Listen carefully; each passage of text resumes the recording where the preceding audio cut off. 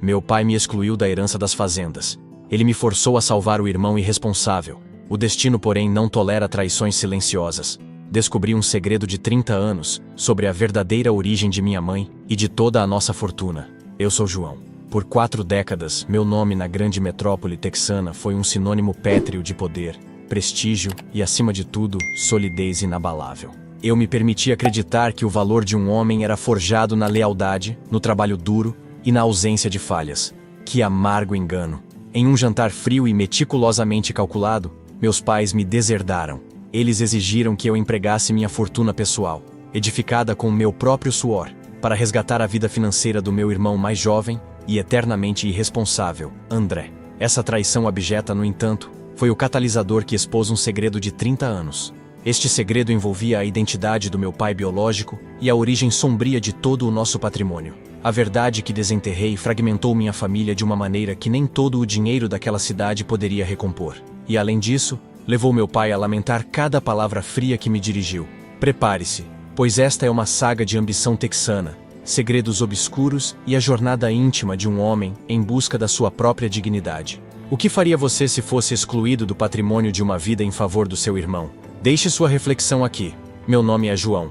Durante 40 anos, senti-me como uma estátua de mármore fria na galeria de arte da minha própria família. Eu vivi e respirei na grande metrópole texana. É uma cidade onde a história é cinzelada em cifras de dólares, na vastidão das terras e na ostentação calculada do velho dinheiro. Esta metrópole não perdoa a fraqueza. Ela idolatra a conquista. Nossa família existia sob um microscópio social. Cada passo era calculado para reforçar a imagem de sucesso. Éramos obrigados a manter a fachada, não importando o custo interno. Nossas vidas eram uma performance constante de poder e indiferença.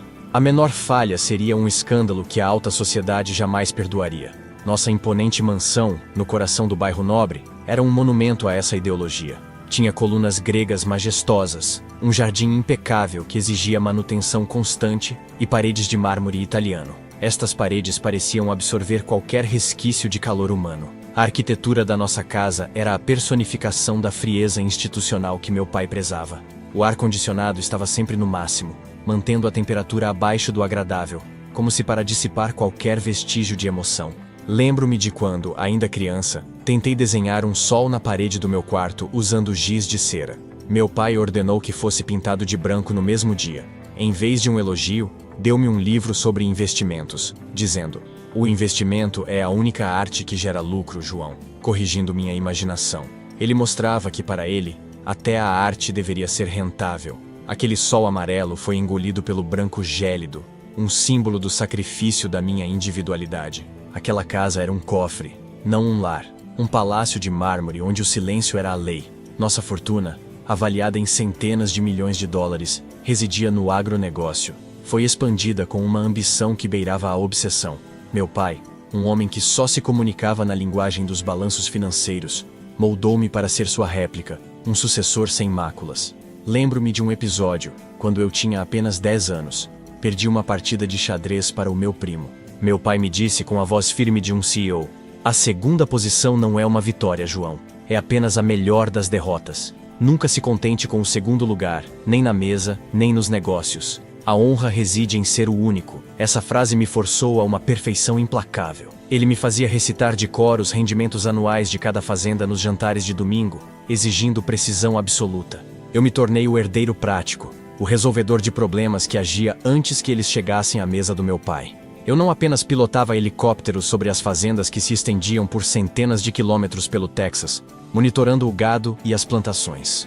Eu era o responsável pela otimização do gado Angus e pela exportação de grãos para a Ásia. Eu mergulhava nos contratos mais complexos, viajava a Nova York para buscar capital de risco e negociava com investidores em Houston. Eu era o futuro daquela fortuna. O preço desse sucesso, no entanto, era a anulação da minha própria identidade e o silêncio constante da minha alma. Meu irmão, André, era o meu flagelo pessoal, o contraste que tornava minha vida insuportável. 11 anos mais novo, foi criado no colo da indulgência mais cega, sem nunca ouvir a palavra não. Ele se tornou o eterno parasita. Em uma ocasião, ele destruiu o carro esportivo que meu pai lhe dera de aniversário, avaliado em $300 mil. Meu pai simplesmente comprou um novo no dia seguinte. André tentou a sorte em investimentos absurdos que evaporaram em meses. Ele abriu negócios de risco que fracassaram e sempre retornava para casa com dívidas de 6 e até 7 dígitos. Sua última empreitada foi um aplicativo de entrega de luxo que lançou sem testar o mercado. Ele perdeu $800 mil em capital de risco e $200 mil do próprio bolso. Eu tive que passar a madrugada renegociando com os investidores para proteger o nome da nossa família. Ele sequer agradeceu. Apenas reclamou que eu não havia coberto o prejuízo rápido o suficiente, dizendo: "Você adora ser o herói, João. Então comporte-se como um." A indiferença dele era um soco no estômago que eu já estava acostumado a receber. Ele era o buraco negro financeiro, o favorito irracional. Meu pai o olhava com uma ternura cega que jamais dedicou a mim. Nos últimos anos, a frieza na nossa mansão evoluiu para uma tensão palpável. Minha mãe, sempre impecavelmente elegante, passava os dias no clube ou organizando eventos de caridade. Seu sorriso era uma máscara cada vez mais frágil. Ela estava pálida e distante, fitando-me com uma tristeza que ia além da preocupação com as finanças de André. Era algo mais profundo que parecia consumir sua saúde. Eu me consolava pensando que o problema era apenas o dinheiro e a irresponsabilidade de André. Mal sabia eu que o alicerce de toda aquela riqueza e de todo aquele drama familiar era uma mentira gestada 3 décadas antes. Meu pai estava prestes a me trair de uma forma que destruiria a única coisa que eu valorizava: a minha honra. Atualização 1. O convite para o jantar, naquela fatídica terça-feira de outono, foi inesperadamente formal. Não seria em nossa mansão. Meu pai nos conduziu ao último andar do nosso edifício corporativo, no coração financeiro do estado. O sol se punha, pintando os arranha-céus com tons alaranjados e roxos. Criava um cenário épico para a minha queda. Eu me orgulhava daquela vista. Ela simbolizava nosso domínio sobre o agronegócio texano. A sala de jantar executiva era minimalista. Havia uma mesa de ébano polido que refletia as luzes da cidade. Sentei-me ali sentindo-me em uma reunião do conselho, não como um filho. Meu pai esperou até o final da refeição, depois que a sobremesa favorita de André, um soufflé de chocolate, foi servida. O clima era tenso, mas a conversa era trivial, sobre a aquisição de novas terras e a política local. Tudo para me dar uma falsa sensação de segurança. "João", ele começou com a voz monótona, como se estivesse fechando um contrato bilionário. Olhou para o horizonte, jamais para mim. "Decidimos reorganizar o planejamento sucessório. Você não será incluído no testamento." Senti meu corpo gelar. O frio que sempre nos cercou finalmente me atingiu. A temperatura da sala pareceu cair 10 graus. O garçom que servia o vinho parou, como se tivesse pressentido o peso da decisão. O silêncio era tão denso que podíamos ouvir o tilintar dos talheres nos andares abaixo. Foi o som do meu mundo em colapso. Minha mãe permaneceu imóvel, apenas tocando o anel de diamante que meu pai lhe deu. Buscava nele a coragem que lhe faltava para me defender. "Toda a nossa herança", ele continuou, elevando ligeiramente a voz. "O conglomerado, as fazendas, os assets na metrópole, tudo será passado integralmente para André. E isso inclui a sede em Manhattan e as ações da holding. É final e irrevogável, baseada na necessidade dele, não no seu mérito." O silêncio foi absoluto. Lutei para manter a compostura. Olhei para André, que sustentava um sorriso vitorioso e infantil. Olhei para minha mãe, que estava pálida, evitando meu olhar, com os lábios ligeiramente trêmulos. "Por quê, pai? Dediquei minha vida, meus anos de juventude, a construir isso. Eu sou a única razão pela qual a empresa não afundou com os erros dele." "Por que, André?" Minha voz saiu rouca, uma traição da minha habitual calma. Meu pai me fitou com fria indiferença. "André não possui a sua solidez e capacidade de gestão, João. Ele precisa da segurança para sobreviver, e você não. Sua capacidade é um fato. Além disso, as finanças dele estão em colapso total. Ele está à beira de uma desgraça pública que pode nos atingir. Seu dever, João, não é herdar. Seu dever é estabilizar os negócios e usar seu próprio capital, a fortuna que você construiu separadamente, para resgatar André da falência nos próximos 6 meses. Você é o garantidor da família, o pilar que não pode cair." "Um garantidor, pai? Eu sou o filho, não seu cheque em branco. Você está me usando como um fundo de emergência para o seu filho favorito?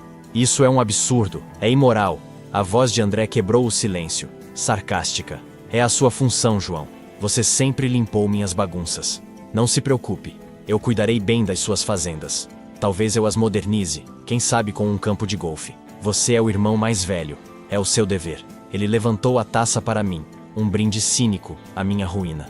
O reflexo do lustre no vinho parecia um pequeno fogo de artifício a celebrar seu triunfo. É necessário, meu pai rebateu, ignorando André e voltando-se para mim. Você fará o que é necessário. Você sempre faz. E se você não o fizer, eu garanto que a sua reputação será a primeira a pagar o preço. Você sabe o que acontece com quem tenta manchar o nome de uma família nesta cidade. Seu nome valerá menos que o lixo que varremos do tapete da sede. Você será banido dos círculos sociais e profissionais. Eu farei questão que todos saibam que você traiu a família. Seu casamento, seus contatos, tudo que você construiu será desmantelado. Você não terá um futuro aqui. Pense nisso como a última missão para manter o nome da família intacto. É o sacrifício que você deve fazer, o preço da sua lealdade. Não volte a questionar as minhas decisões, João. Nunca. Eu sou o seu pai, e minhas ordens são absolutas. Eu te avisei, e você não me ouviu. Agora arque com as consequências. A humilhação era insuportável. Eu era uma ferramenta descartável, uma muleta para o fracasso do meu irmão. André riu baixinho, disfarçando com uma tosse. Naquele instante, o amor e o respeito que eu nutria pela minha família desmoronaram. A frieza da metrópole me afogava. Eu sabia que precisava reagir, mas não ali. Eu me retiraria de cena, mas não antes de me munir da verdade. Naquela noite, deixei de ser o herdeiro leal e me tornei o inimigo silencioso e determinado. Apenas apertei os punhos sob a mesa, sentindo a raiva correr fria, contida pela educação daquela metrópole. Levantei-me, sem proferir mais uma palavra, e saí. Deixei-os sozinhos com a sobremesa de André e o silêncio mortal da minha ausência. Eu podia sentir o olhar de triunfo de André queimando nas minhas costas. Jurei que jamais voltaria para a casa de mármore. Retirei o meu relógio de pulso de luxo e o joguei na lixeira do estacionamento, um símbolo da minha libertação. Aquele relógio valia $15.000, mas jogá-lo fora valeu muito mais, marcando o início da minha vingança. Se estivesse na minha pele, cortado de tudo e forçado a resgatar um irmão irresponsável que sorria na sua frente, qual seria a sua primeira e mais urgente ação? Você aceitaria a humilhação e a chantagem, ou lutaria por justiça, mesmo que isso custasse a paz e a reputação da família? Atualização. 2. Minha decisão foi instintiva e imediata. O desaparecimento. Eu não lhes daria a satisfação de um escândalo, nem uma ligação ou bilhete. Eu precisava de espaço para arquitetar meu próximo passo, longe da sombra sufocante da metrópole. Em menos de 48 horas, eu estava em uma cidade inovadora no Texas. Minha fuga foi para o único lugar que meu pai não controlava, um apartamento de cobertura. Eu o havia adquirido como investimento antes de o lugar se tornar o centro tecnológico que é hoje. A mudança de cenário era vital. A metrópole, com seus ternos caros, prédios corporativos e sua mentalidade de "o tamanho importa", era tóxica. O refúgio era o oposto, o epicentro da tecnologia, da música indie, fiel ao lema "Keep Austin Weird", mantenha estranho. A arquitetura moderna, com seus vidros e espaços abertos, era o bálsamo que eu precisava contra o mármore pesado e as mentiras. Senti o aroma de churrasco na rua e o som de uma guitarra elétrica vindo de um bar. E, pela primeira vez em anos, senti-me livre. A atmosfera era palpavelmente mais leve e vibrante, permitindo-me respirar após 40 anos de prisão. Eu estava em território neutro, onde o nome da minha família não significava nada. No silêncio do apartamento na cidade inovadora, a raiva deu lugar à estratégia fria. Eu buscava por documentos de segurança da empresa, quando, escondido no fundo de um cofre na parede, encontrei um objeto pequeno, gasto e quase esquecido. Um diário antigo de minha mãe. O diário era proibido. A capa de couro estava rachada. Suas páginas amareladas exalavam um cheiro de papel antigo e segredos guardados. Eu não devia ter lido. A necessidade de entender a frieza do meu pai e a covardia da minha mãe falou mais alto. Folheei as páginas, sentindo o peso de 3 décadas de mentiras nas mãos. A primeira anotação sobre Elias gelou meu sangue, mas o que veio a seguir foi o abismo. O que descobri ali não era apenas a chave da minha exclusão, mas a destruição completa do mito familiar. O diário detalhava um caso de amor proibido que minha mãe teve com um homem chamado Elias, um advogado de terras da região. O drama era intenso. A confissão mais dolorosa veio em uma página de setembro. A revelação de que eu não era filho biológico do meu pai. Ele sempre soube, e usou isso como ferramenta de controle sobre minha mãe.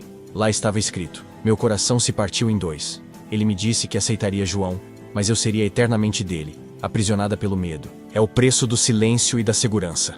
Elias tentou lutar, mas o poder dele é muito grande. Meu filho não é dele, mas ele é o preço do meu conforto e da minha vida na metrópole. A dor dela era palpável, mas a minha era maior. Saber que o homem que eu mais queria impressionar não era o meu pai, e que ele sempre soube disso. Ele usou-me como um peão de luxo em seu jogo de poder, mas o segredo não parava na traição. O diário detalhava que Elias havia orquestrado uma fraude gigantesca nos títulos de terra das primeiras fazendas, a base de toda a fortuna. A fraude era complexa. Meu pai, sedento por capital, usou a expertise de Elias para falsificar escrituras e reivindicar terras que não eram suas, despejando pequenos fazendeiros.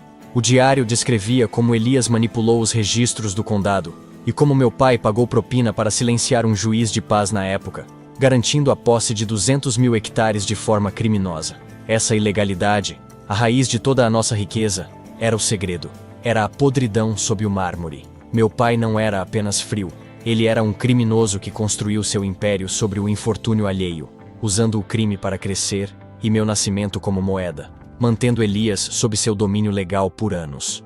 Elias tinha as provas da ilegalidade. Meu pai, para comprar o silêncio de Elias e garantir que minha mãe ficasse com ele, usou aquela fraude como arma de poder. Meu pai me aceitou, mas o império que ele me tirou era baseado em uma mentira e um crime. Naquele momento, a exclusão da herança fez todo o sentido. Meu pai não podia me dar o controle total do império, pois, se eu me revoltasse, eu teria o poder de expor a fraude e destruir não apenas a herança, mas todo o seu legado na metrópole. O amor cego por André era apenas uma cortina de fumaça para proteger seu segredo e sua reputação. Agradeço grandiosamente a cada um de vocês que permaneceu comigo, dedicando seu tempo a este relato. A lealdade de vocês significa mais do que qualquer império de fazendas. Muito obrigado pela sua audiência. Podem apostar, o pior ainda está por vir. Agora, com essa verdade em mãos, eu tinha a arma para derrubar o homem que eu pensava ser meu pai. Eu precisava confrontar a minha mãe. Atualização 3. Eu retornei à metrópole, mas mantive meu refúgio na cidade tecnológica em segredo. Marquei um encontro com minha mãe em um café em Uptown, longe dos olhares da elite. O peso do mármore da metrópole parecia esmagar a atmosfera. Coloquei o diário na mesa, aberto na página da confissão. O mármore da mesa parecia tão frio quanto meu coração naquele momento de traição exposta. O silêncio do café era quebrado apenas pela minha respiração pesada. Ela desabou. As lágrimas escorreram, manchando sua maquiagem perfeitamente aplicada. Ela confirmou cada palavra. O caso com Elias, o meu verdadeiro pai, e a fraude original que fundou o nosso império. João, eu te amo. Eu sou sua mãe. Seu pai te aceitou, mas me fez jurar que eu nunca contaria. Era o preço para ele me perdoar e nos dar a vida que temos. Ele era obcecado pelo império. O segredo era a única coisa que o mantinha sob controle. Ela implorou: por favor, não destrua a vida dele por causa de dinheiro. Eu fiz o que pude para proteger a todos nós. Você não entende o poder que ele tem nesta região. Ele pode te esmagar. Ele fará isso. Ele fez isso com Elias. E Elias era um advogado forte. Ele ameaçou me tirar de perto de você quando era pequeno. E teria feito. Eu agi por medo e amor por você. Um amor egoísta, eu sei. Mas meu coração de mãe estava desesperado. Minha voz era cortada pelo ódio e pela dor. Você me usou como uma moeda de troca, mãe. Ele me excluiu da herança porque sabia que eu poderia destruí-lo. Ele está me chantageando para salvar o André, que nem sequer se importa com vocês. A vida que temos é baseada em mentiras e roubos. Toda a minha vida, a única coisa que eu valorizei foi o nome da família. E o nome é uma farsa, uma fraude. Eu vivi uma mentira para proteger o império construído sobre a desgraça de outros. Ele me roubou a verdade, e você me roubou a dignidade. Eu não sou seu filho, sou seu segredo. Você consegue entender a profundidade dessa dor, dessa solidão de ser uma mentira viva? O confronto foi interrompido por uma ligação urgente do meu pai, direto da sede corporativa. Ele estava em pânico. André havia falido novamente, e desta vez a situação era catastrófica. As dívidas eram maciças, e as fazendas de agronegócio estavam sob ameaça de execução judicial. A voz dele, fria, era a própria arrogância texana, mas com um toque desesperado. Ele tentou a cartada final. João, se você não usar imediatamente seus recursos para resgatar André e as fazendas, eu te garanto que você e sua mãe serão expostos por envolvimento com a fraude original. Eu tenho documentos que incriminam você também. Você terá que pagar, ou eu acabo com o seu nome nesta metrópole e na justiça. Pense na sua mãe. Eu tenho como ligar a fraude de terras diretamente a você por causa dos documentos que você assinou nos últimos anos. Eu lhe disse, João, eu sempre ganho. E desta vez não será diferente. Você será meu escudo. A luta não era mais sobre herança. Era sobre moralidade. Eu estava lutando pela minha vida, pelo meu nome e pela verdade da minha mãe. O homem que eu achava ser meu pai era um mestre na manipulação. Ele usava o dinheiro e a reputação da metrópole como suas armas. Eu precisava do melhor advogado do centro tecnológico. Eu não salvaria André, eu salvaria a mim mesmo. Atualização 4. Recusei-me a ceder à chantagem. Minha resposta foi clara e profissional. Nos vemos no tribunal, pai. Eu sugiro que você comece a limpar seus arquivos porque a sujeira vai sair. Seu reinado na metrópole acabou. Você vai pagar pelo que fez a mim e a minha mãe, e pela fraude que manchou estas terras. Você nunca mais vai me controlar, porque eu tenho a verdade, e você não tem mais poder sobre mim.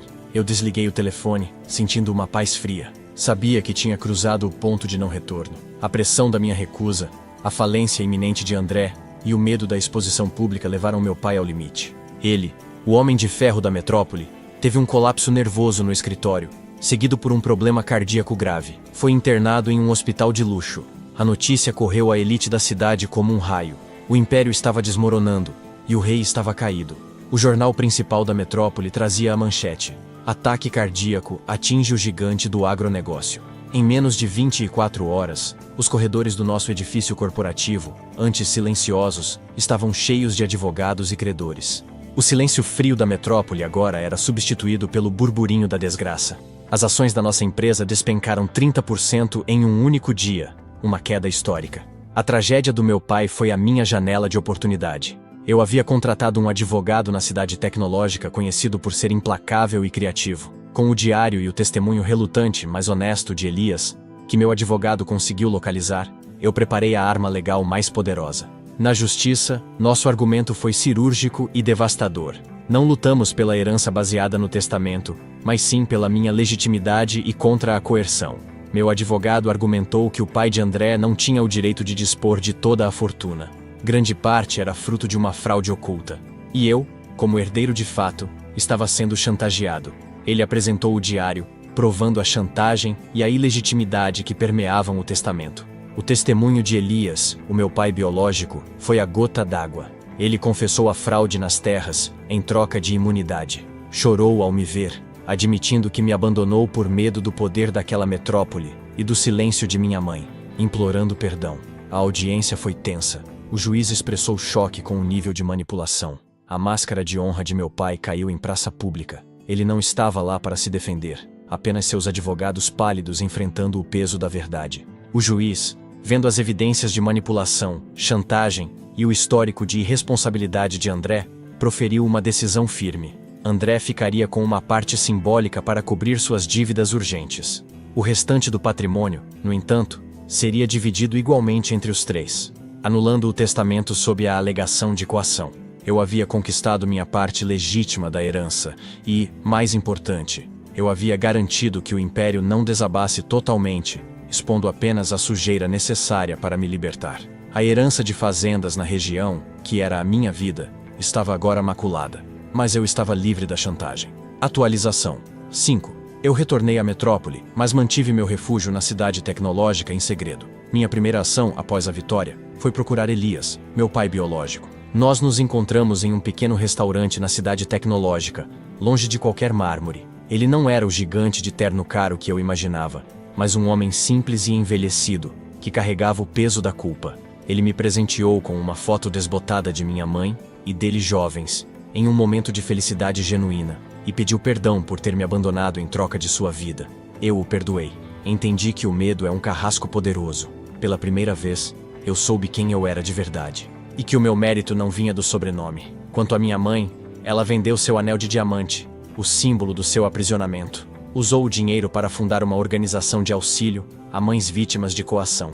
Ela encontrou sua redenção na caridade e na libertação do segredo. Eu a vi pela última vez antes de me mudar definitivamente para o centro tecnológico. Não houve um abraço, mas houve um olhar silencioso de entendimento e dor compartilhada. Meu pai, o homem que me criou, me chamou ao hospital. Estava fraco, mas sua voz ainda carregava uma sombra de autoridade. Ele me disse com dificuldade: "Você me venceu, João. Você foi o filho que eu criei, e o único que eu não consegui quebrar. Você tinha a força que eu pensei que o dinheiro me daria. O testamento não falhou por causa da lei, mas por causa da sua honra. Ele não pediu perdão. Aquele reconhecimento, porém, foi o único pedido de desculpas que ele poderia dar. Eu lhe desejei paz e fechei a porta do quarto. Eu estava finalmente livre do meu papel de filho perfeito e daquele legado de mármore. Afastei-me do caos. Fiz do centro tecnológico meu novo lar. Minha parte da herança, a que eu realmente merecia, me deu a liberdade. Eu vendi a maior parte do conglomerado de agronegócio. Troquei o peso do sobrenome de poder pela liberdade de uma cidade nova. Eu reinvesti em tecnologia, em novos negócios mais limpos, mais alinhados com a energia inovadora da região. Atualização 6. 2 anos se passaram desde a minha mudança. O passado na metrópole é uma sombra distante, fria, mas não mais opressora. Meu pai faleceu 6 meses após nossa conversa. O único legado que ele me deixou foi a liberdade de não ter mais que cumprir suas expectativas. André continua endividado, vivendo da parte simbólica que ganhou. Ele perdeu o respeito de todos e jamais conseguiu se reerguer, provando que a indulgência pode ser a pior maldição. Eu cortei os laços com o passado e construí uma nova vida no meu novo lar.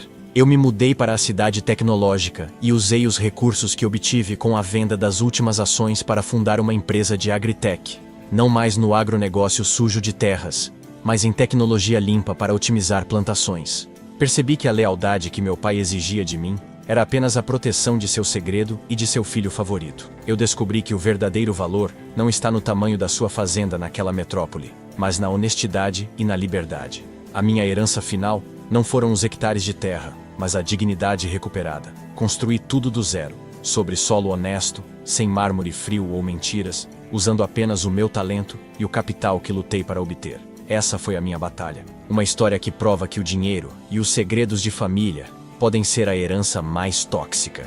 Eu lutei pela minha dignidade e venci. Agora, quero saber a sua opinião sincera. Você acha que o dinheiro vale a destruição de uma família? Ou a verdade sempre deve ser exposta, não importa o custo? Deixe sua reflexão aqui embaixo.